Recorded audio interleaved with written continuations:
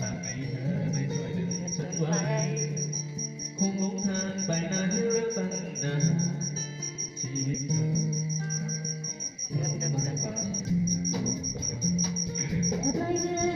ตบมือไหนก็ลีตบมือไหนก็ห้องหอดไป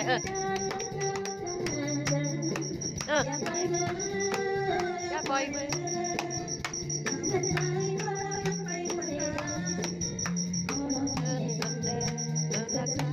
มันเอาเพลงเนาะ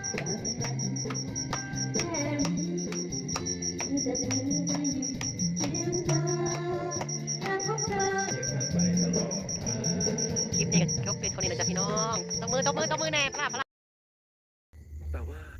ภาษาจีนก็มาวันนี้อ่านบ่เป็นวันนี้อย่าเข้ามานะข้ากำลังอาบน้ำสวัสดีสบายดีทั้ง56ท่าน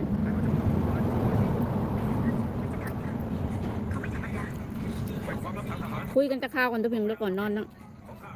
สบายดีสาวอ้นน้องเมฆนอนระบอนอนได้มันจุดอยู่ในจุดอิ่มตัวแล้วแบบอยู่เป็นหมู่เป็นขู่กันไปแบบนี้อยากมาหาลูกกับมาลิ้นน้ำกันกันลิ้นแบบนี้แหละดีกว่าถ้าอยู่น้ำกันปุ๊บนั่นมันมีจมมีปล่อยมีด่ากันอยู่แบบนี้ดีละอิสระทั้งสองฝ่าย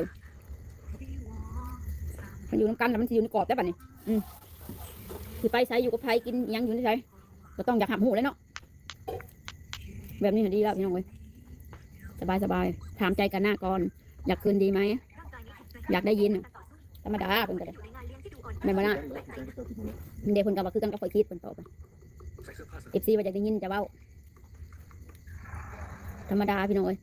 บริพิศวาสกันแล้วว่าสันซ่าทั้งสองคนนะคนกับบริพิศวาสกับบริพิศวาสคนยุ่นกันเป็นอย่างนี้ซื่อต้องเกลียดต้องสร้างกันไปมาหาสู่ลูกเต้าได้เรื่องนี้นะเราคงได้เจอกันอีก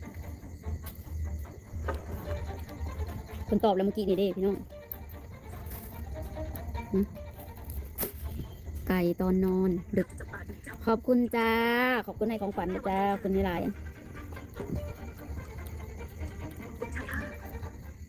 แล้วว่าสาวอ้นยังมีใจ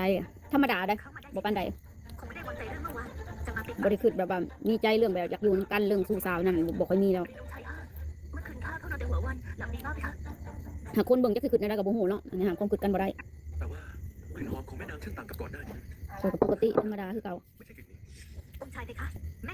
มาบอกFCได้ยินเลยนะน้องเมฆไปไหนแล้วนอนแล้วบอนอนแล้วเด้อสาวอ้นยังรักกาหน้าเรารู้ว่าสันดีบริรักนะว่าไปที่หักคือหมุดคู่อะไรสิหักคือผัวคือเก่ากับบริหักบริบังคับ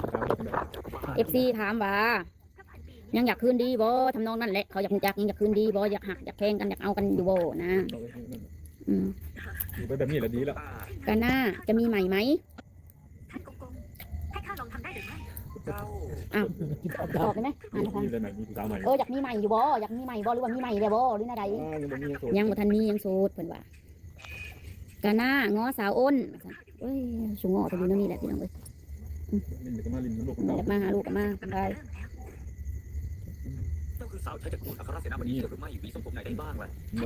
โอ้ยบ่แม่นเพื่อนเขาบ่อนแชทมาเราเนี่ยเนาะข้ามีได้หมดเจ้าค่ะไรพ่อใส่หัวมันนี่ก็วันสินมุกเลย